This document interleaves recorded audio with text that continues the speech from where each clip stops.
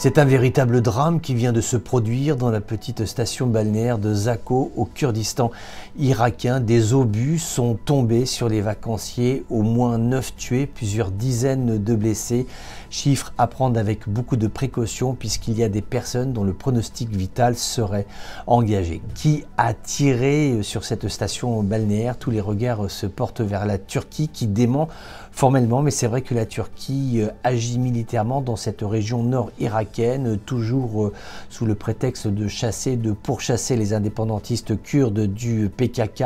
Les autorités locales ainsi que les autorités de Bagdad continuent de dénoncer cette intervention militaire turque. Ce n'est pas la première fois que cela se produit, mais là, ce qui s'est passé depuis le printemps, depuis que cela a commencé, l'armée turque a déployé des hommes et des renforts sur la zone pour essayer de contenir autant que faire se peut cette pression militaire turque qui s'accompagne soit de tirs d'intimidation ou soit d'erreurs de tir. Il faudra savoir ce que vont conclure les enquêteurs qui sont déjà sur place pour essayer de découvrir quelle est la provenance des tirs et puis également essayer de protéger ces habitants de cette région qui sont totalement traumatisés par la guerre. Souvenons-nous qu'il y a de cela quelques années, en 2014, le groupe État islamique avait également été opérant dans la région. Le groupe État islamique qui fait toujours peser une menace sur la région. Il y a des tunnels qui sont détruits, il y a des hommes qui sont arrêtés, parfois même neutralisés. Il y a aussi le groupe État islamique qui mène des opérations